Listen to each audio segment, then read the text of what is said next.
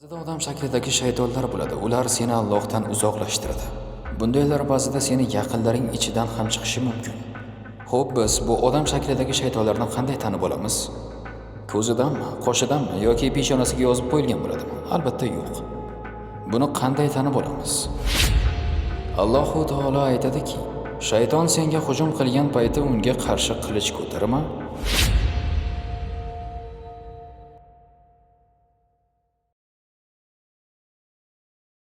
Hozir bu darslarimiz yaxshi kuzatilyapti. Ya'ni statistikalarga qarayapmiz, hammasi a'lo darajada.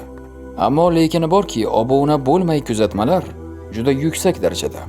Biz yaqinda yig'ilish qilib shuni o'rganib chiqdik. Obuna bo'lmay kuzatmalar foizi 100dan 75%. 25% esa obuna bo'lgan. Albatta bu 75% ichida ko'pchiligi obuna bo'lmaganini o'zlari ham bilishmaydi. Ya'ni videolarimiz chiqib kelaveradi. Ular esa obuna bo'lmaganlarga e'tibor berishmaydi. Xo'p, buning uchun nima qilishimiz kerak? Albatta obuna bo'lib, bildirish nomalarini ham ochib qo'yishimiz kerak. Sababi sizning obuna bo'lishingiz manfaatli videolarimiz boshqalarga ham yetib borishi demakdir. Iblis jinlardandir. Ya'ni iblis biz shayton deb biladiganimizning shaxsiy ismi. To'g'ri, biz uni shayton deb ataymiz. Ya'ni shayton unga berilgan bir sifatdir. Masalan, o'ziga qaramagan, soch-soqoli to'zib ketgan, isqirtiga botgan bir insonni ko'rsak, biz uni qanday ta'riflaymiz? Voy, shaytonga o'xshab qopti deymiz. Bundan chiqdi jinlardan bo'lgan shaytonning ismi nima ekan? Iblis ekan. Unda biz buni jin shaytoni desak bo'ladi. Yana boshqa zotli shaytonlar bor, bilasizmi? Insonning shaytoni. Barakalla, insonning shaytoni. Ya'ni bu nima degani? O'sha insonning butun xulqi shaytonlashgan degani. Butun ixtiyorini iblisning qo'liga topshirgan degani.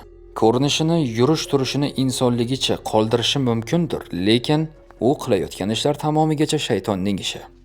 Insonlar orasida yurgan iblisning josuslarini biz qanday atar ekanmiz? Insiy shayton. Qur'onda tilga olingan iblis qanday atalardi? Jinniy shayton. Insonlar orasidagi shaytonlashganlar insiy shayton. Astagfirulloh. Endi yana bir ma'lumot. Shaytonning fe'li odamdir. Xo'p, bu nima degani? Ya'ni shayton mana shu stakanga biror nima qila oladimi? Yo'q. Alloh unga bunday imkoniyatni bermagan. Unda u faqat bizga nima qila olar ekan? Vasvasa. Jinniy shaytonning quroli nima ekan? Vasvasa va hiyla nayrangdir. Insiy shayton esa bizga jismoniy taraflama ham zarar bera oladi. Endi farqini angladingizmi? Bir tarafdan olib qarasak, insiy shayton jinniy shaytondan ko'ra tahlikaliroq ko'rinadi. Hozir bir ibrat oladigan bir voqeani aytib bersam. Hijrat zamoni payg'ambarimiz Muhammad alayhissalom bilan Hazrati Abu Bakr eng oxirgilardan hijrat qilishadigan bo'ldi. Makka da 13 yilni o'tkazdilar va Yasribga, ya'ni Madinaga hijrat qilishadigan bo'ldi. Payg'ambarimiz ko'pchilik sahobalarni avvalroq jo'natdilar va o'zlari Hazrati Abu Bakr bilan ortdan borishadigan bo'ldi. O'sha kuni esa payg'ambarimizni yotoqda o'ldirishmoqchi bo'lishdi, lekin u kishi o'rinlarida Hazrati Alini qoldirib o'zlari vaqtliroq chiqib ketdilar. Keyin vaqt o'tgach Hazrati Alidan so'rashdi: "Ey Ali, qanday uxlading?" deb. Ya'ni eshikda odamlar qilich bilan kutib turishgan edi. Shuni aytishyapti. Hazrati Ali aytdiki, "Shunday uxladimki, shuncha umr ko'rib unday uxlamaganman." Alloh Alloh. Payg'ambarimiz Muhammad alayhissalomning nafaqat bosgan izlari, hatto yotgan joylari ham tabarruk. Xo'p, mana shu voqeadan oldin vaholanki makkaliklar kengash qilishgan edi. Ular tortishib bir narsaga kelishishdi. "Keling, biz shu Muhammadni o'ldiraylik" deyishdi. Endi payg'ambarimiz Hoshim urug'idan, to'g'rimi? Ya'ni bular bir sulola. O'sha paytda sulolalar bo'lgan. Biri-birini o'ldirsa o'rtalarida qon da'vosi chiqqan. Shuning uchun qon da'vosi chiqmasligi uchun o'rtada majlis qilishgan.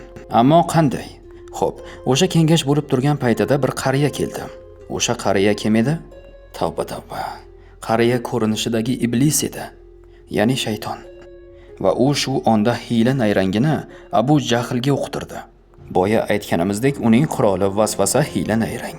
Iblis Abu Jahlga shunday reja berdi va Abu Jahl rejasini aytishni boshladi. "Keling, hammamiz Muhammadga baravariga qilich sanchamiz. Ana o'shanda o'rtamizda qon da'vosi kelib chiqmaydi" dedi. Iblis esa shu onda "Bu yigit to'g'ri gapirdi" dedi. Qarang, ham u insiy shaytonni gapirtiryapti, ham o'zi gapirtirganni o'zi ma'qullayapti. Xo'p, bular reja qilishdi, ammo bularning rejalarining ustida Allohning rejasi bor edi. Xo'p, biz bu insiy shaytonlarni qanday tanib olamiz? Qoshidanmi, ko'zidanmi? Yo peshonasiga yozib qo'yilgan bo'ladimi? Yo'q. Xo'p, unda qanday tanib olamiz? Diqqat qiling. Seni Allohdan uzoqlashtirayotgan biri, u o'zini o'zi bilsa ham, bilmasa ham insiy shayton. Juda ham iddaoli jumla, to'g'rimi? Seni Allohdan uzoqlashtirayotgan biri, u o'zini o'zi bilsa ham, bilmasa ham insiy shayton. Tavba, tavba. Nega bunday dedim bilasizmi? Afsuski og'ir bo'lsa ham aytishimiz kerakki, ba'zan bunday insiy shaytonlar oilamizning ichidan ham chiqadi va bizga eng yaqin bo'lganlar ichidan ham chiqadi. Tavba, tavba. Bir kuni shunday voqea bo'ldi. Bir darslarimga keladigan yigit aytdiki, aka, meni bir do'stim bor. U ko'p darslaringizga kelishimga qarshilik qiladi dedi. Bir bo'lmadi, ikki bo'lmadi, uch bo'lmadi. Keyin aytdim, qo'y shu do'stingni dedim. Seni tafakkur qilishdan uzoqlashtiryapti, demak u seni do'sting emas dedim. Keyin u aytdiki, yo'q aka, u meni bolalikdan yaqin do'stim dedi. Keyin men aytdimki, to'g'ri, bolalikda birga o'ynab katta bo'ladigan oshna og'aynigarchiliklar bo'ladi dedim. Keyin ulg'ayganingda uni yomon taraflarini ko'ra olmaysan, chunki o'tmishing seni ko'zingni ko'r qilib qo'yadi dedim. Keyin surishtirsak, u yigit zotan cho'ntagurar bo'lib chiqdi. Haligi shogirdimiz esa o'zi yomon tush ko'rayotgandim dedi. Men aytdim, keyin faqat tushimizda ogohlantirilamizmi dedim. Yo'q, faqat tushimizda ogohlantirilmaymiz.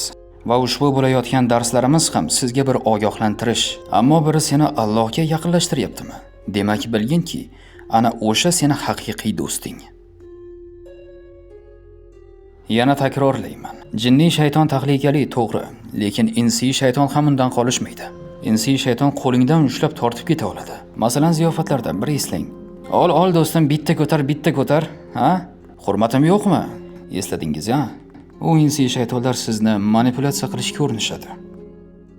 Siz shunday javob qaytaring, menga qara. Seni nafsing xohlayotganlarni meni ham nafsim xohlayapti. Ammo vaqt shartlari bunga ruxsat bermaydi. Nima uchun? Chunki o'lim bor. Meni Allohning mahkamasidan ozod eta olasanmi? Meni yashirincha jannatga olib kira olasanmi? Yo'q. O'limni o'ldirib qabr eshigini yopa olasanmi? Unda bu so'zlaring menga o'tmaydi. Zarracha.